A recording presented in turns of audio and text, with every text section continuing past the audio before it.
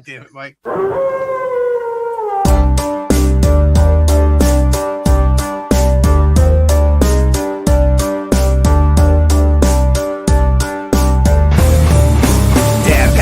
Causing mass discussion. Can't you see them bad boys are casting?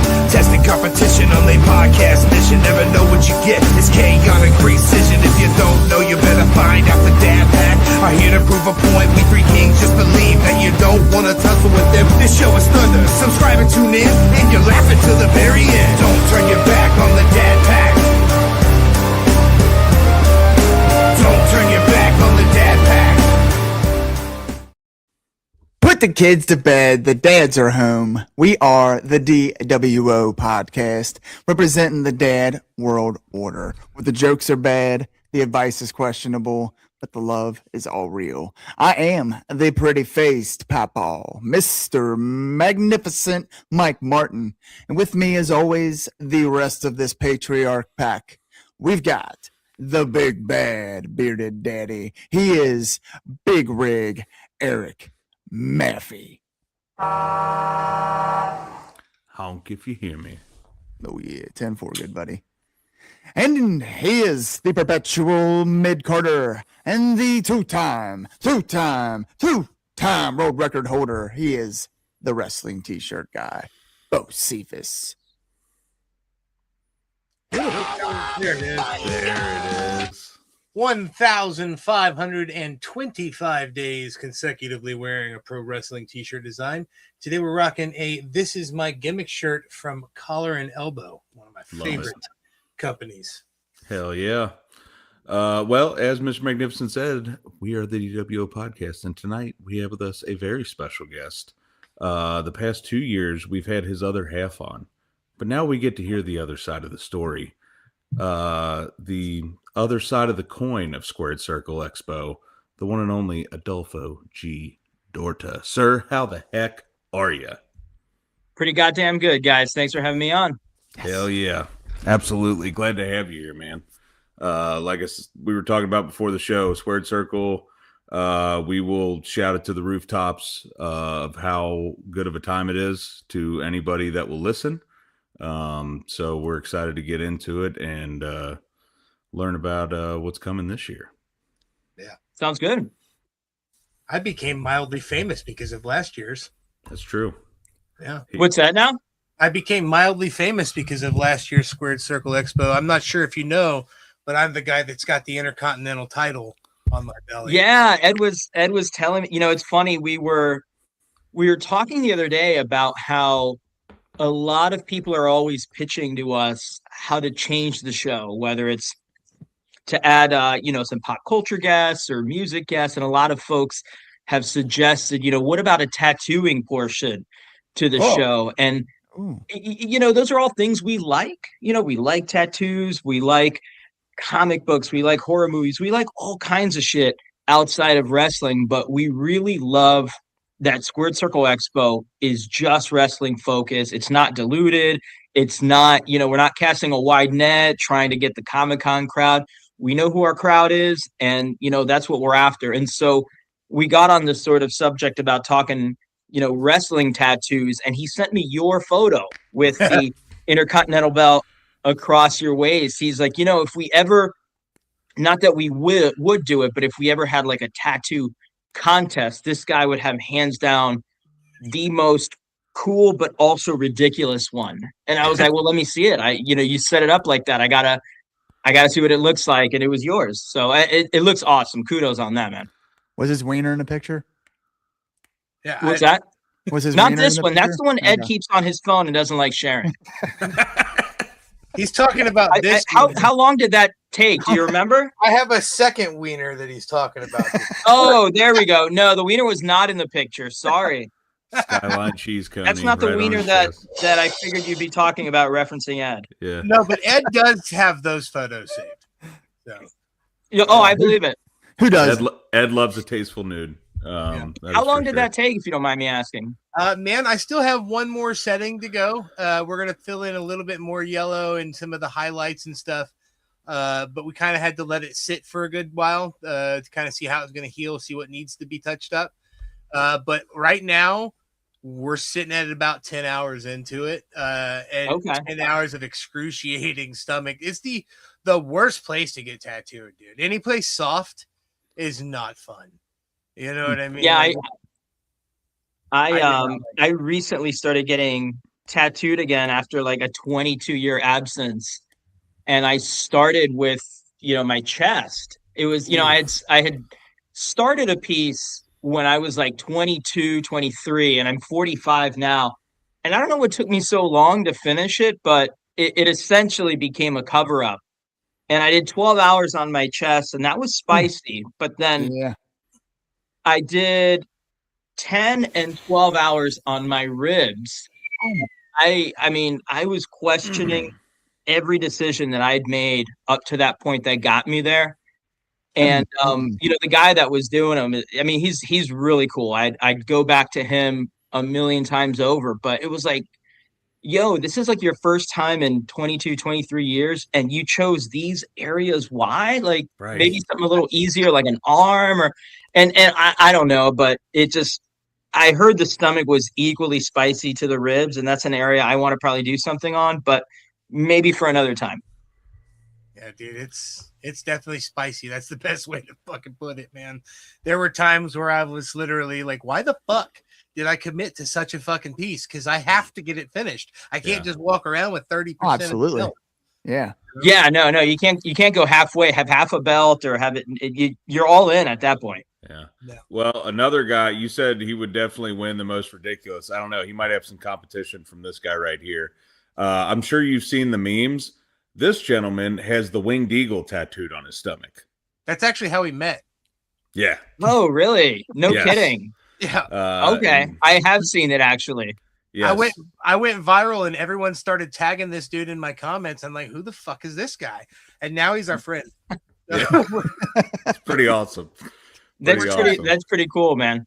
Wrestling. I don't know. Maybe there is something to this. I mean, everybody's always pitching the tattoo thing for Squared Circle Expo. I don't know. Maybe there's something to it.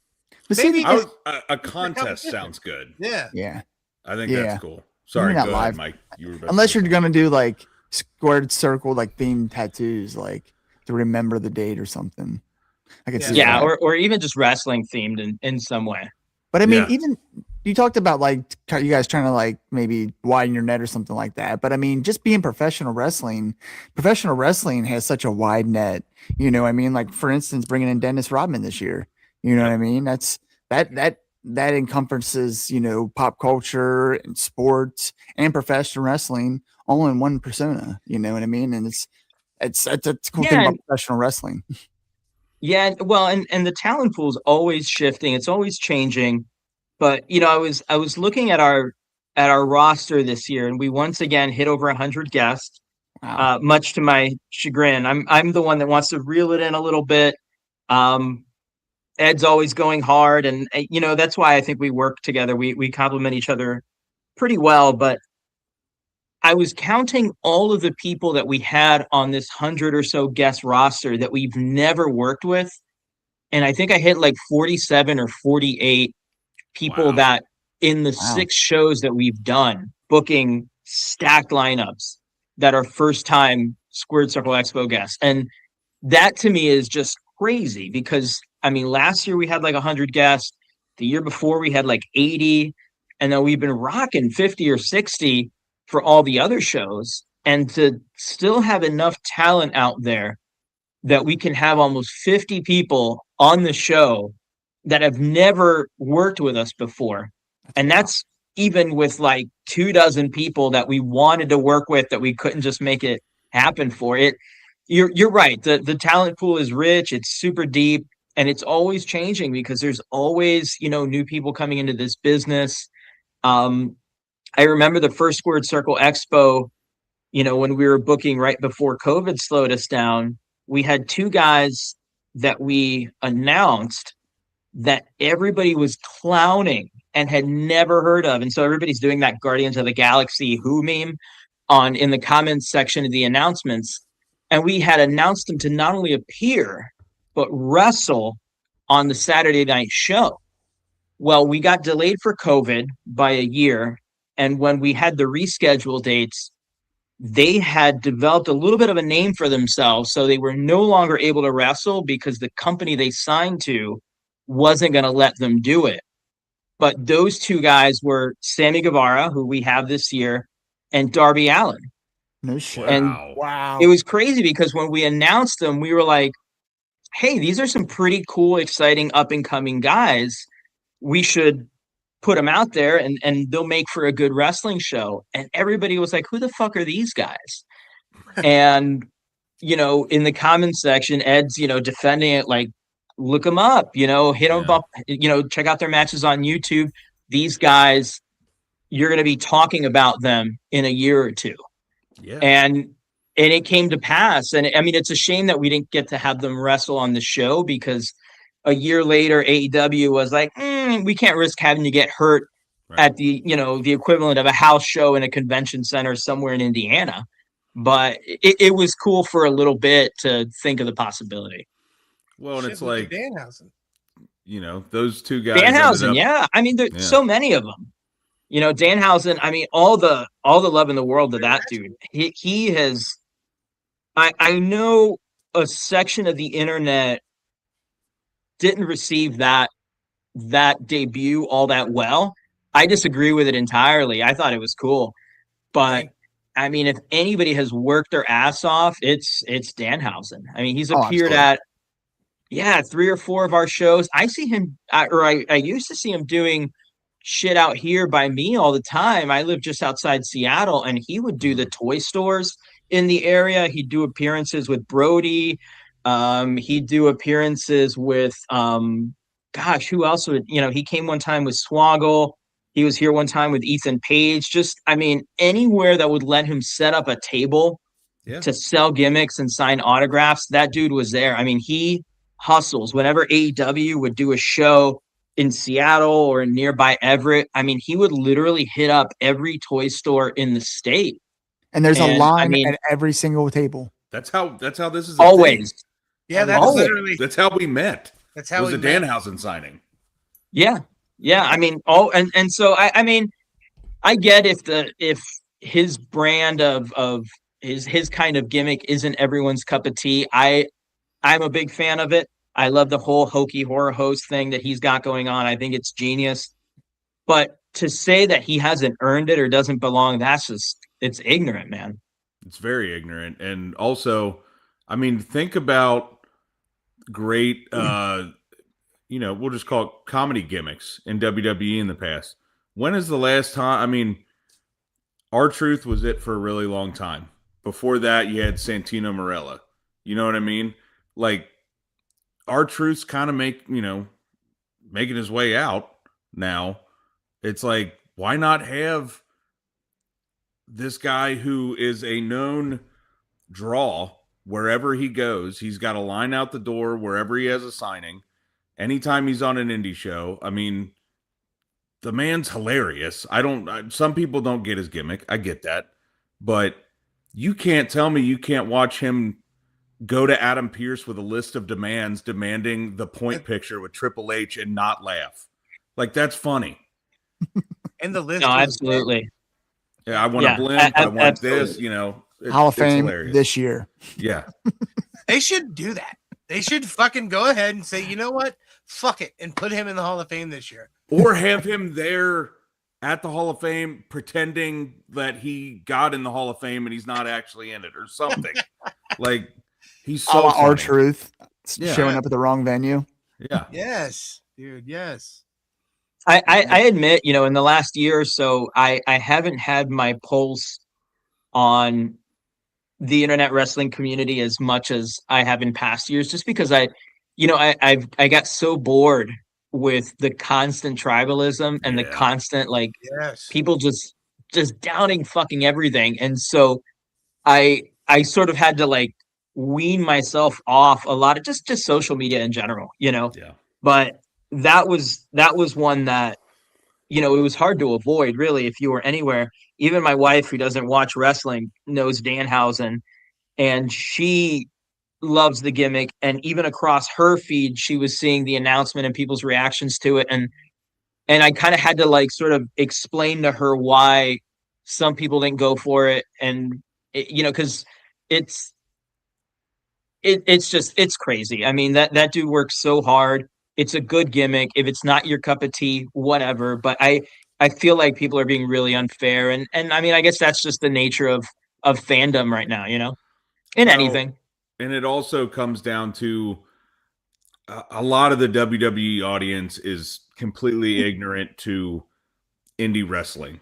You know what I mean? And really anything out that's not WWE.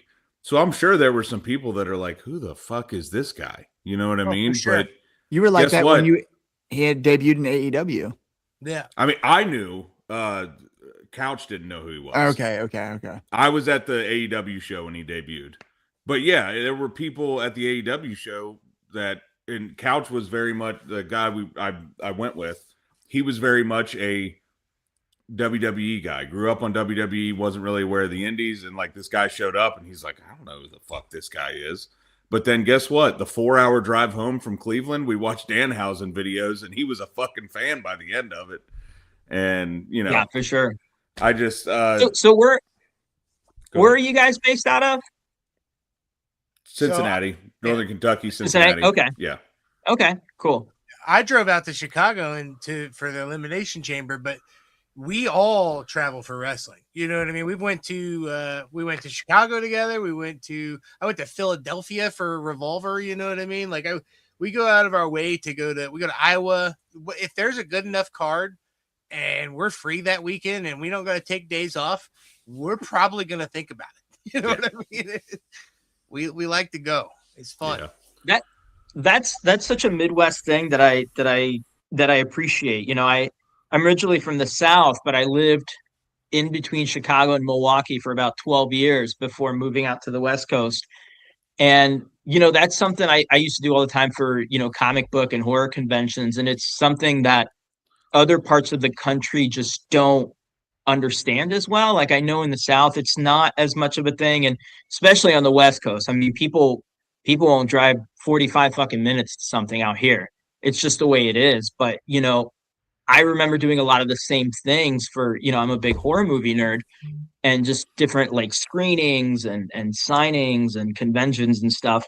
It's such a Midwest thing, but it's so cool that, people are so passionate about things that they're willing to just get into a car with a bunch of friends and just drive for 4, 5, 6 hours. And you see that a lot at Squared Circle Expo, and even 6 shows in, I'm still kind of mind blown by this, because when we started, Ed and I were just stoked to not lose our asses.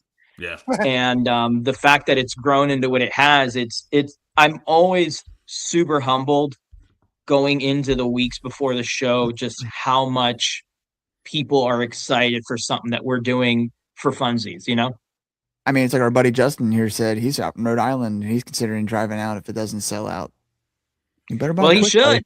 Buddy. So speaking of that, I'll start, plugging gimmicks. Saturday pre-sale tickets are close to 95% sold out. So I would hop on and grab yours ASAP. If I had to guess, maybe in a week or so, a week, 2 at the most, they're going to sell out. Friday tickets, there's still enough left to where I don't know if Friday will probably, if they sell out, it'll be the week of. So, you got a little wiggle room, but just go ahead, go online, get your tickets. You don't know what you're missing. If you've never been to one, it's absolutely awesome. And I don't say that just as the promoter. I often, over the course of a weekend, will find myself getting lost sitting in a panel room or just walking around the vendor hall, looking at all the cool stuff they got for sale. So I definitely check it out. Don't miss the show. Yeah. Speaking of Midwesterns, our buddy Tyler drove 9.5 hours last year to make it. Where from, brother? Where from? That's a hell of a drive. Iowa. Oh, it was Iowa. Okay. Yeah. And right on. Ed is from just guy, outside of Davenport. Yeah, that's another guy that we've met because of our travel. We've driven out to Iowa for wrestling revolver shows and, been at a show with him before, and he's become a good buddy of ours, So that's cool, man. That I love that, dude. At this point, we could a table just so we can give free shit to make friends. Literally, when we first went there the first year, we had these plans like, oh, we're going to meet as many people as possible and try to get as many guests as possible on the show. And we did that, but we almost like overworked ourselves in a way. And then the next year we kind of left the table a little bit more. And I wore a crop top. And now this next year, dude, is going to be, I'm wearing full Scott Hall Razor Ramon gear. You know what I mean? I'm just going to walk around wearing that shit and I'm just going to have fun. You know what I mean? That's the way to do it, man. That's the way to do it. And you know, it's funny. And like, I love that take because, and I think I always piss people off when I say this. I think the best way to do our show, but not just our show, but most conventions, is to look at it as a community, right? Look at it as like you're going to hang out with some friends. And I know there's a lot of people out there that are autograph collectors, and there are people that, you know, are very much into how many photos can I get with as many superstars as possible. And that's fine. I'm not going to tell people how to have fun, how to enjoy the show. If just going around and standing in lines and buying shit is your idea of a good time, I hope you have the best possible time. But schedule a little bit of time in there to just hang out, whether if it's after hours, if it's, you know, during the show, and meet new people, make friends. I literally, my whole friends group right now is people that I met at conventions. My wife, I met at a convention. So like awesome. Literally, yeah, totally. Like this shit here, not just Squared Circle. I don't know if Ed has gone into the backstory, into the lore of how we met, but just the short version of it. I used to run a horror movie convention many, many years ago. And he was at the first one with Heather. We had Roddy Piper as a guest. I was there for his work. What's that? I was there. Days of the Dead. Yes. You know, I don't say their name publicly just because I don't try to put people over that owe me money. But it's totally okay for you to do so. And so fair. Ed was he kept like emailing like, hey, let me pass out flyers, or like something that I can do to get in for free so I could meet Roddy. And I, you know, immediately I was like, this fucking jabron, like, no. And he was persistent, dude. He was really persistent. And so finally I was like, all right, I'll put your name on the will call list. I got you. And so him and Heather showed up, and it was like they never left. But what was cool is he was, you know, well, what can I do? Can I do anything else to help you out? And then just show after show, he just kept popping up in our staff room, you know, looking for shit to do. And that's how we became really close friends. The same with Mike, who does our panels. We met him. He came as a patron to the shows, and we had somebody else that did panels who was really good. But Mike, you know, said, give me a shot at doing one or two. I've always wanted to do this. And he did the panels, and it was great. And when the other guy who, you know, he used to do a lot in the wrestling community, Neil Jones, with Without Your Head. He now focuses almost mostly on horror, but he left to do other things. And so Mike became our go-to guy. And I talk to that guy every day. I talk to Ed every day. Bill, who does our photo ops. I mean, same shit. He started out as a volunteer at the other show, and he literally officiated my wedding a couple of years ago. So, I mean, it's like all of these relationships. And my wife, she came with her stepbrother to meet Ace Frehley, who we had at that first show in Indianapolis, if you remember. And just hanging out after hours, we met, and we didn't really chat much, but then we ran into each other at another horror convention in Chicago and just kind of started talking from there. And we've been together now 13 years. So it's really weird the way that the convention world has changed my life. And so I always like to remind people, try to look at it as a little bit more than just going and buying autographs or buying action figures or whatever. That's cool shit too. I do that all the time to this day. But take the time to just hang out and make friends, because you don't know what'll come of it.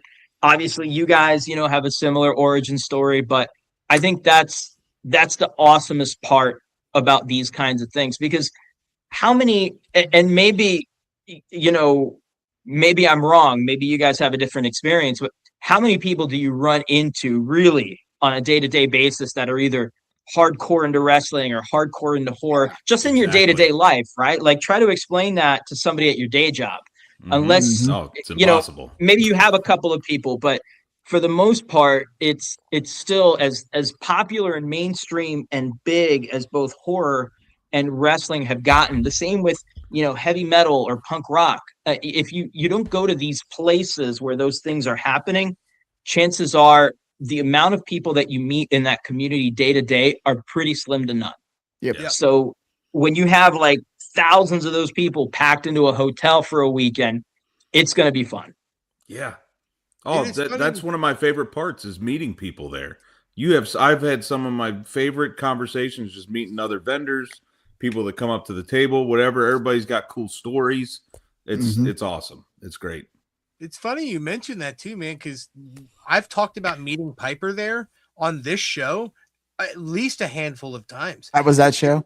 That was that show. Okay. That was that show. Wow. And to clarify, me and Ed had known each other, me being a wrestling ticket buyer and him being in the ring up until that moment. And we had become Facebook and MySpace friends within the past few years since then. Right. But we had never gotten the chance to really get to meet. But that day that I met Piper, he was like, "Oh, I know you. We're friends on Facebook." And we sat and talked for an hour. My wife was like, "Who's that?" I was like, "That's my buddy Ed." Like that. And ever since then we've been super tight, and you know, and he's a hell of a dude. So it's weird, you know, the spider webs of how all this shit works together. I'm going to Horror the week before. So oh yeah, you guys are going to Horror Hound? Oh yeah. Big Scream fan. I love all the guys there this year. So I love that show, dude. I haven't gone to one, and I haven't, well, obviously I'm not living in the Midwest anymore. And you know, before that, going to other horror conventions was kind of like, it was just going to more work, you know, when I was in that scene where every time I try to go to one to just enjoy it as a fan, you're getting stopped with like, "Hey, you know who would be a good guest for your show next month?" Or, "You know who you should book?"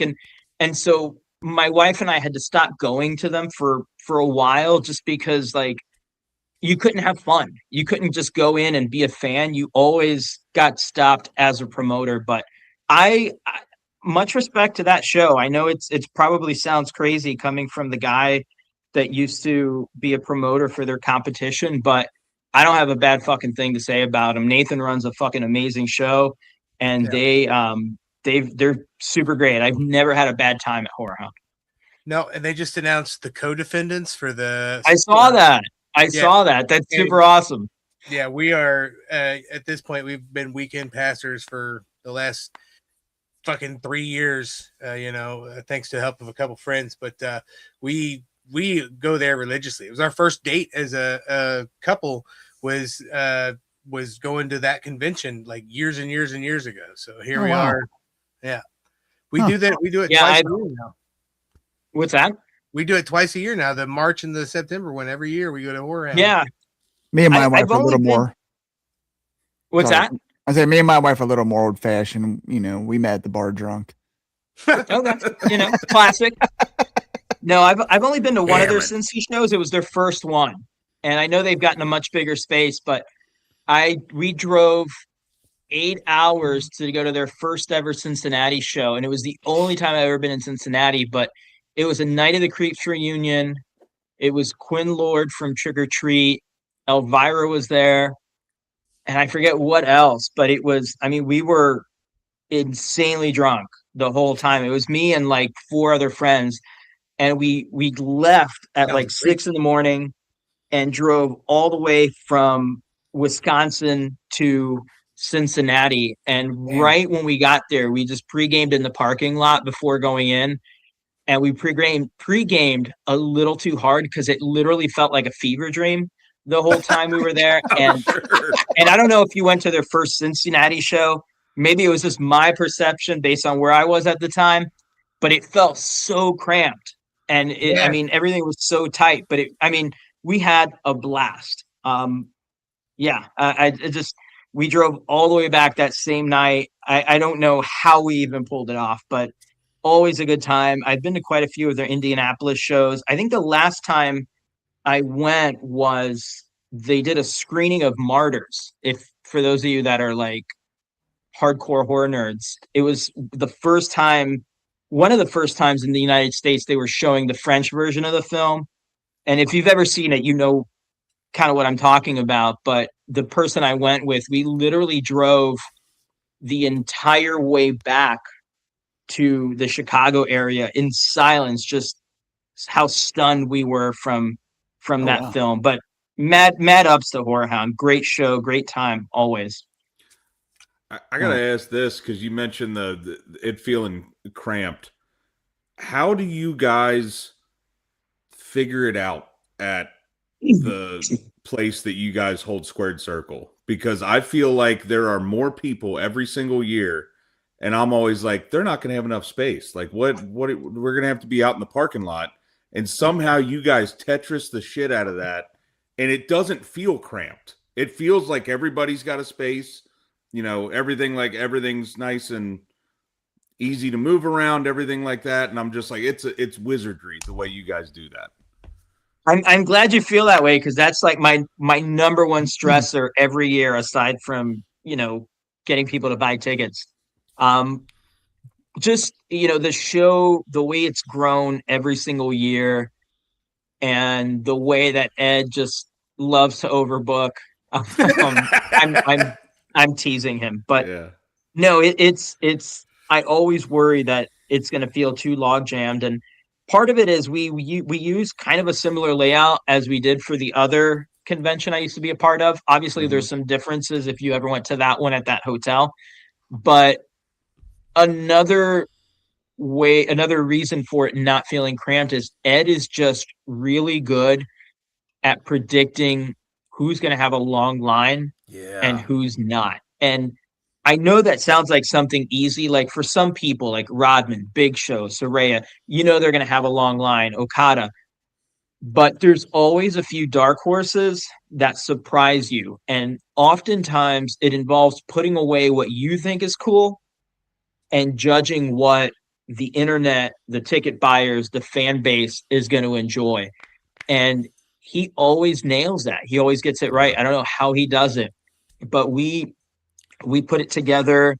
I mean, we use the same layout every year pretty much, but Thursday night we'll go down there. Heather usually helps us out, and it's just sort of plotting where everybody's going to sit so that you don't have those choke points getting clogged up and things just flowing as best they can. So I can't express enough how much I appreciate you mentioning that, because that's one area that I always stress the fuck out of. I just hope we're in the same spot. We love it. We love it because it's like we're in like a real like high traffic area. Everyone comes through that hallway right there, and we love it because it's just a good place for us to bullshit with people. It's been really you'll have to remind me, unless Ed knows where to put you. You'll have to remind me where that is, just so we make sure to take care of you. But even what's that? We've been in the same exact spot the last 2 years. I would assume Ed will probably put us in the same exact spot again, right next to the entrance to the place where the rings are, essentially. So right on. Okay, sweet. That is a nice spot. That's a great spot. We always picture you guys in the basement with like a Game of Thrones-esque type like model, like, you know, putting the pieces together. Like, now we'll have Big Show. Yeah. You know, it starts out not unlike that, and so we kind of like when you grid it out, it very much starts like that, and then I'll always make suggestions, but then on the Thursday night that we're putting it together, it's less Game of Thrones and more like you just flipped over a Monopoly board and are just putting everything together, because we'll just sort of have like a big pile of table cards. And it's like, well, this person doesn't, you know, want to be next to that person, but this person needs 3 tables and this person wants to sit by them. And so it very much is like a logic puzzle meets the most stressful game of Tetris, but we get it done. And a lot of that is Ed. Ed is just really good at making sure everybody's happy and fitting everything into where they got the spaces that they have to go. No carny shit. It's not just, that's the thing that for anybody that hasn't been there, it's not just wrestlers. Like it's 70% wrestlers, but like the amount of vendors that are there with, toy vendors, comic book vendors, people selling. I mean, there's a vendor that all they sell are lucha masks, and they have like an entire corner of one of the rooms. You know what I mean? And they're awesome people too. They are awesome people, wonderful people. And they'll be back. And they'll be back this year. That's one of my favorite vendors, man. Hell yeah! But it's just it's wild that everybody can get all their stuff in and not feel like, oh, I'm being crowded. It's just, it blows my mind every year. So just shout out to you on that. And one last thing on that subject. Yeah, there they are. More just to like, that's them. Yeah. I say this more to just put Ed over and what a good job he does in that regard.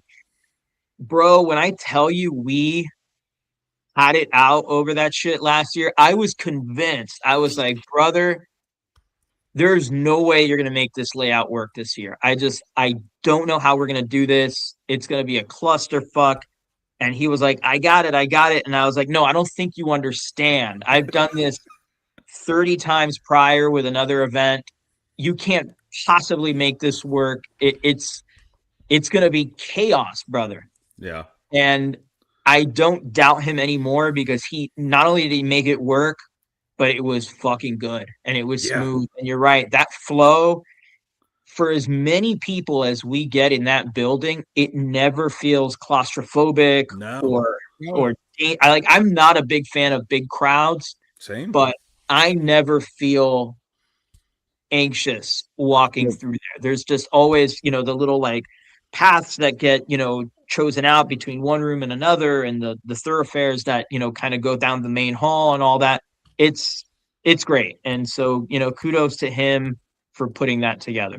Yeah. That being said, if at any point you do want to get away from the crowds, we're going to have something really cool this year. For those of you that have attended Squared Circle Expo before, at the Brickyard, which is where in the past we had the Jeff Hardy concert, and last year we did the Chainsaw Girl screening, we're going to have a really, really cool event called the Ring Worn exhibit. And it's a fella that we met this last year, a guy, Tim, who has a nuts collection of ring worn gear that he's bringing, and he's going to fill up that entire area, which, I mean, he's got Ric Flair robes. He showed me today he's bringing a Randy Savage ring worn, full gear. He's got stuff from members of the Hart Foundation. He's got some Kevin Nash stuff. He's got NWO. I mean, all that have been actually used in the ring by various superstars. And the reason it popped in my head is he just sent me an email with some things that he's going to let us tease next week that are going to be present there. But I've seen some of the stuff he's bringing. It alone is worth the price of admission. And if me and Ed are ever missing Squared Circle Expo weekend and you don't know where to find us, we're probably going to be there because the gear he's bringing is just, I mean, incredible stuff. It's like having a museum exhibit. Yeah. It's exactly what it is. And he's really doing it up where he was showing me earlier today. He's going to have these QR codes at each piece of gear that you can scan with your phone. And it'll give you kind of like a short history of the item and where it was used. I mean, he's got stuff from early WrestleManias. He's got stuff from, early Royal Rumbles. I mean, it's wild. I don't know how this guy amassed this collection of stuff, but it's going to blow people's minds. And it's free. I wonder if he's interested in a Matthew Palmer worn lingerie that he stole from his wife, Athena. I can put you in touch and ask him. I'll just bring it with me like, hey man, this was Athena's, but Matthew Palmer wore it in the ring, not her. I'd say if anything, it sounds like it'd be an interesting conversation for another episode of the Dad World Order podcast. Yeah, we need to get absolutely. So I gotta think, man, with you doing this 6 years now, is there still anybody on your bucket list wrestling wise that you have not got to cross that path with yet that you want to? Yeah, I think it's a lot of the same people that fans have, to be honest with you. We have, the past couple of years reached out to Adam Copeland and have had conversations, but it just hasn't worked out. I think Oof. he'd be somebody amazing to work with. Yes. I don't know if it would ever be accessible to us, but I'd love to do, something with Stone Cold at some point. All the obvious ones that everybody's going to ask Right. for. I mean, I don't think fans realize how many people we reach out to. I mean, we put an offer in front of Undertaker this year and just never heard back. And sometimes people are just not interested in doing these kinds of things, or sometimes they're contractually unable to do these kinds of things. Right. Yeah. But I think it would be all the ones that people would expect. Rey Mysterio, who we had booked at the first one before COVID derailed that, and then his WWE contract, the stipulations of what he could do changed. I'd love to be able to go ahead and do him. But some of those they may never come to fruition, or they may have to just wait for the right time. Yeah, for sure. I'll tell you what, I love that this is our third year as a table. This is my fourth Squared Circle, though, because we went as fans the first year we went, and then we were like, hey, it'd be really cool to come back and actually be a vendor at this thing, which has been amazing, by the way. But I love that after my fourth year there, I love seeing the announcements. They always pop me because I'm always like, yes, so-and-so's coming back. It's like seeing an old friend. But then the new ones, like I get to freaking see Eddie Kingston, dude. Eddie Kingston's my guy, like my fucking guy. He is my adult Mick Foley. Like Mick Foley was my guy when I was a kid. He still is, don't get me wrong. But Eddie's my dude. And I'm wearing his shirt right now. Like seeing that pop up, it makes me feel like a 9-year-old kid again. And it's just, it's so cool, seeing, you have your returning characters, but there's always some new to spice it up a little bit. And the fact that he's fucking wrestling this year, that's awesome. You guys, Yeah, no, we're super stoked for that. To me, I don't do the bookings. That's all Ed. I'm right there with you. It always interests me who's going to fall into our laps unexpectedly. Like Eddie Kingston was somebody that he and I have wanted to book the last couple of years, and it just he wasn't interested in doing these kinds of things, right? Mm-hmm. And then early on, he was like, "Hey, guess who we got?" And I'm like, "Who?" And he's like, "Well, Eddie Kingston, but we got to bring Ortiz in." I told him that was fine. And obviously, I mean, that's totally fine. We've had Ortiz before. He's a really cool dude to have. But we weren't expecting that one, just like we weren't expecting Okada. And, High Spots came in and, hey, do you guys have any space that you can make? We'd like to bring in a talent. And it's like, well, who are we talking about? We're pretty tight. It's like, well, I was thinking maybe like Okada probably. And it's like, well, shit, brother. We can make room. if you can bring in Okada, we will like clear some space and we'll make it for you. But there's always those surprises that, I know it surprises Ed, but since I'm not always privy to the day-to-day conversations that he's having with people, they surprise me even more because I find out probably like an hour before you all find out. Right. Ed will say, hey, I got some more confirmations. I need graphics for this, and that person. And I just look at the list and I'm like, oh shit, wasn't expecting to have Rodman this year, or wasn't expecting Big Show to land in our laps, or any one of several others. So it's fun for me too. It's just as fun for me, I imagine, as it is for you guys. You guys are knocking one off of my bucket list this year. You got Who's that? The greatest intercontinental champion of all time, JEFF, JARRETT. Jeff Jarrett, baby. I'm so fucking excited. Were you at the show when we had him a couple of years ago, or was that? I was not able. Every time it's been an option for me to meet him, it's just not worked. So I can't wait to go. I love catching a wrestler's face when I show them my belt. You know what I mean? Some people, they give me like Marty Jannetty freaked out so much. He's like, I need a picture of that. I was like, I'll trade you for a picture with you. He was like, deal. So that's how we got a picture with Marty Jannetty last year or 2 years ago. That's awesome. Yeah, we had, I don't remember if it was the second or the third show. We had Jeff and his wife at the show. It kind of came together last minute, sort of like it did this year, but I didn't get a photo. I didn't even get to see him. So hopefully this time we'll work out a little better for that. I can't wait, man. A lot of people make a weird face when I say greatest intercontinental champion of all time. The shit he did with China, the chicken shit heel shit he did when he cut his hair short with the "Don't Piss Me Off" t-shirt, and that whole era, he was the reason I started liking heels. I enjoyed it. I don't know why, but I did, and that's why I like people like The Miz. So it's funny you mention him because Ed and I were actually talking about this earlier this morning, where I was telling him about he's a big Jeff Jarrett fan, and I don't know how we even got on the conversation, but I was like, man, I used to fucking hate that guy. At that time, like, he was a great, I could not stand him.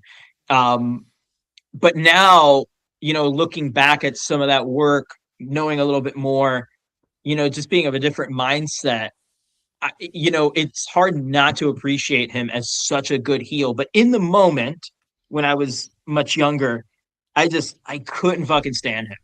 Yeah. And that's how he worked, And absolutely. It's one of my favorite things ever when he shows his belt, A, to any wrestler, but B, to somebody that has won the Intercontinental Championship, because it's always a huge pop every time. I bet. He showed it to Cardona, and it was like it was amazing. I got to make it to his pod, not his pod, but his blog or whatever because of that shit. So that he's such a we're gonna miss having him. It's gonna feel weird not having him at the show.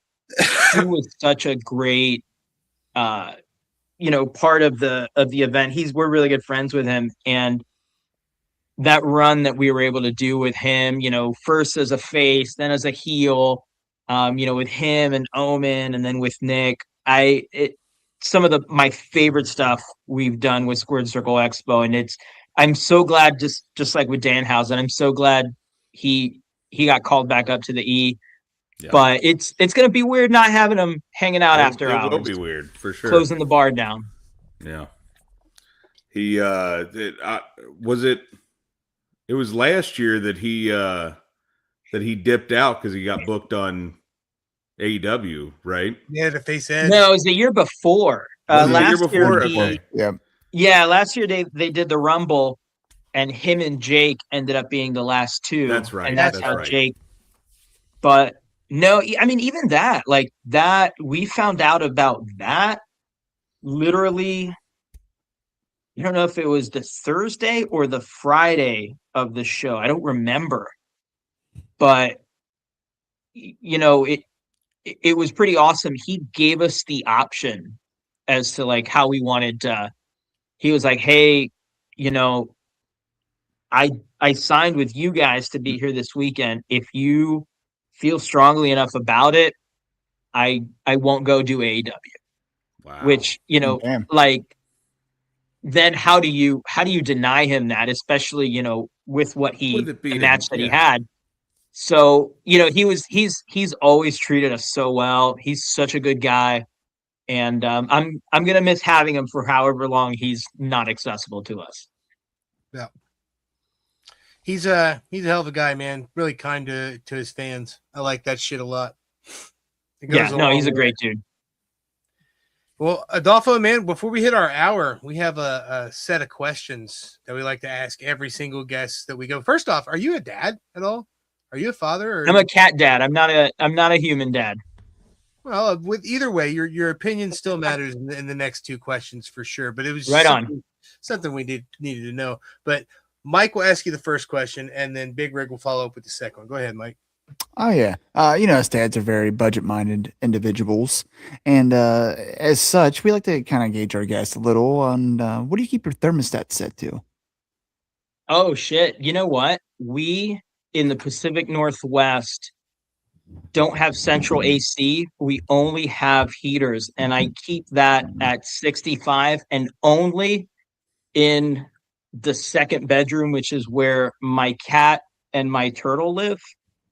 Because all the other, it's like baseboard heating, and so everything else, we've got furniture behind it, and my wife and I are a little like anxious about starting fires. So out here, it's not super common to have anything other than that kind of heating, but we have it shut off in every other room in the house. In the cat and the turtle room, it stays at 65. Damn. How many months of the year can you keep your windows open? Oh, it's pretty temperate most of the time. Lately, in the summer, there'll be like 2 or 3 weeks where it gets pretty bad, and we've got like an indoor, like a portable AC unit that you kind of put in the window. But otherwise, you could just crack the windows open or have a So fan. And nice. it drove Ed fucking crazy when he visited a few years ago, because he He's a likes big to dude. keep his house like it's fucking Antarctica, from what I hear. Oh yeah. And he checked into a hotel downtown, and I mean, a lot of the hotels even don't have central air. No shit. And yeah, no, it's wild. It's a lot like Europe in that regard. It Yeah. took us a little while to get used to as well, but you don't really need it. So but it drove him fucking crazy. Yeah, I'm sure it did. I'm like him though. If I go to a hotel room, I am going over to that AC unit and I am hitting the down button. Yeah, until it's it somebody won't else is go down paying the anymore. bill. Yeah, I want to sleep in a freezer. Ed's Um, such a fucking character, man. We got to get Yeah. him to wrestle on a squared circle. I know you match. tried. You tried. Yeah. Yeah, he's pretty retired, although he did say last week that if he could ever get Jeff Jarrett to wrestle a match, he would pull that promoter card and unretire just to have himself wrestle Jeff Jarrett. Listen, I don't know if $5 will help, but in the words of our generation, I've got 5 on it. Yeah. Uh, I would love to see that happen. I put something on Even it. if it's just a a poke to the eye and a guitar to the face. You know what I mean? An Yeah. elaborate match. That'd be fantastic. We'll have to make it. We'll have to try to make it happen a future expo. Hell yeah. Absolutely. Out there. I got a guitar that I'll donate to the cause. Just saying. No shit. Okay. It's right here. We could use it. Just saying. And then you can say, hey, you know that guitar that Ed had smashed over his head by Jeff Jarrett? That was mine. Yeah. All I wanted. We would never hear the end of it. No, Oh, no, he'd for sure. say it on every show. For sure. And I would pull the piece up like I could pull up the piece that I have over there from Steve Macklin, or not Steve Macklin, but Elias versus Mance Warner Yeah. that I got at the Black Label show 2 years ago. So, It would be such a cool story, though. Right? Yes. It really would. especially for me, dude, I'm telling you, I'm the Intercontinental Fan of the Year. You know what I'm saying? Like that would be great. Better get, as Justin said, you better gimmick that gimmick, brother. Yeah, that's cool. Yeah. That'll be all right. But yeah, our second question doesn't have to be anything deep. We just like to ask what's something you're thankful for today? Just something you've been thinking about, like, wow.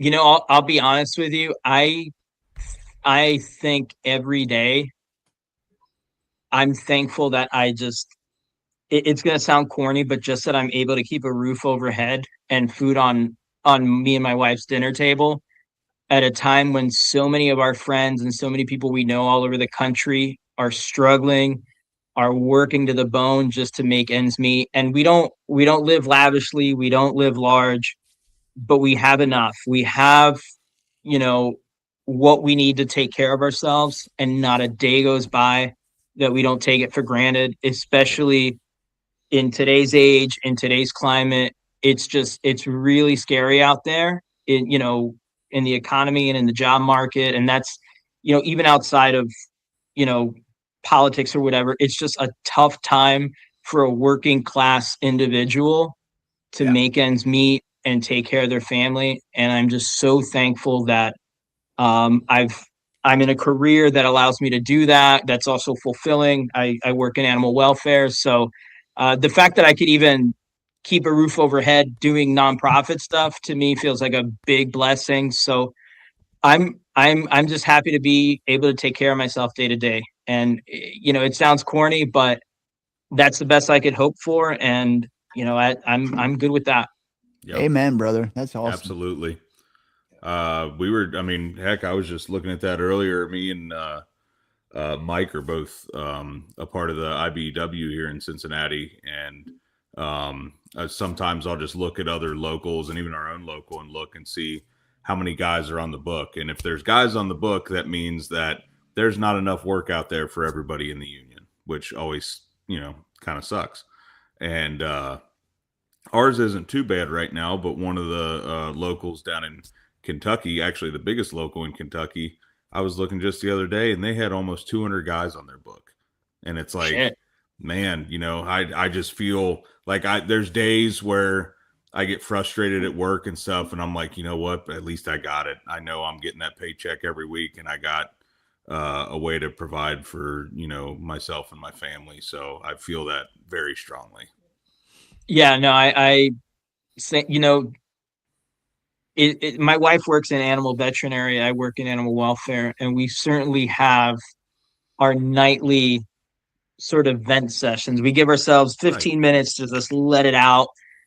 And then after we've sort of vented our frustrations at whatever challenges we had, for that day, we leave it behind us, and we remind ourselves that there are people who don't have the benefit of having a job to bitch about. Yep. Yeah. So we might bitch about our jobs day to day, but it never escapes us that we're so lucky to be able to have those jobs that provide a living for us at a time when a lot of people don't. And like I said, we have a lot of friend and family members that are in that boat, and seeing them struggling through these times, I'm happy to be able to keep a roof overhead. And a fulfilling job at that, something that you actually care about is huge. Yeah, no, for sure. And there's not a lot of people I've been working in nonprofit for over 20 years. I started doing social work with adolescents, and now the last 8 years or so, I've been doing animal welfare. And there's not a lot of jobs that pay a living wage in nonprofit, and I'm lucky enough to have one of those. And it's never lost on me that I'm a very blessed individual to be able to say that. I tell you what, though, some of those nonprofit jobs are the most hardworking. My wife is the president of an animal rescue, so I know all about that. She's some sleepless nights, you know what I mean, to Oh yeah, to be able to do what she loves, But that's super cool that you guys have both been able to kind of carve a niche out for yourselves like that. yeah, right on. No, and bless your wife for doing that kind of work. It's not easy, but it's definitely needed. Chris is an angel. Yeah, she's definitely gonna be a fan of you after hearing this episode for sure. Right. Speaking of which, I just text the guys in our private chat. I can't wait to actually meet you, man. We've met before. We met twice now, I think, at the Squared Circle, but that was just a random person I'm meeting at Squared Circle for you. At least this time when we get to meet, we know who each other are this time, so we can, Yeah, for sure, man. I'll have to stop by the table, or if you see me running around, just pull me to the side. And or if you guys, I don't know if you guys hang out after hours, but let's definitely actually like meet properly rather than just like, oh hey, what's up?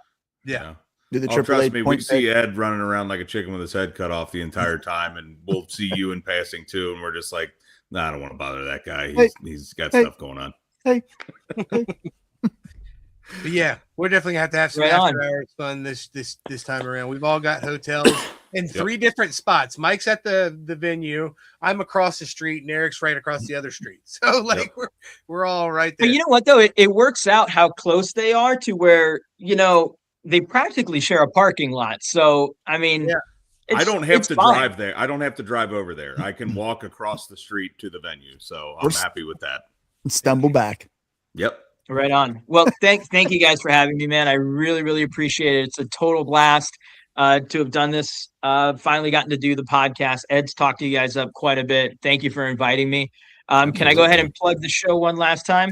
Please do. Absolutely. Where we're going for next. Right on. So if you are thinking about going to Squared Circle Expo 6, happening March 27th and 28th at the Wyndham, Indianapolis West, right by the airport in Indianapolis, Indiana. Definitely go hit up our website, ASAP, www.squaredcirclex.com. Pre-sale tickets are almost sold out, and we got pro photo ops, and a really cool web store for you to check out as well. So definitely hope to see you there. Oh yeah. I cannot freaking wait. I'm so excited. Awesome. See you guys there, man. Thank you so much for Yeah. having me on. I greatly appreciate it. It's a blast. We appreciate you, man. And as always, we've been the DWO podcast. I am Big Rig Eric Maffey. He is Mr. Magnificent Mike Martin. He is the wrestling t-shirt guy, Bo Cephas, and he is the one, the only Adolfo G. Dorta. Make sure you check us out on all the socials at DWO_podcast, Facebook at the DWO podcast, TikTok at DW_pod.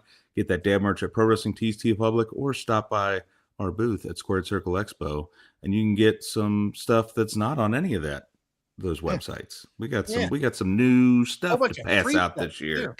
Yeah, a lot of it can be free. All you gotta do is subscribe. You know what I mean? Pretty cool stuff.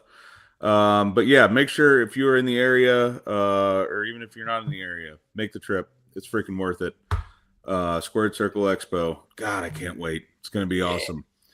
Yeah, until next time, be nice, check for lice. Until next time, top dads.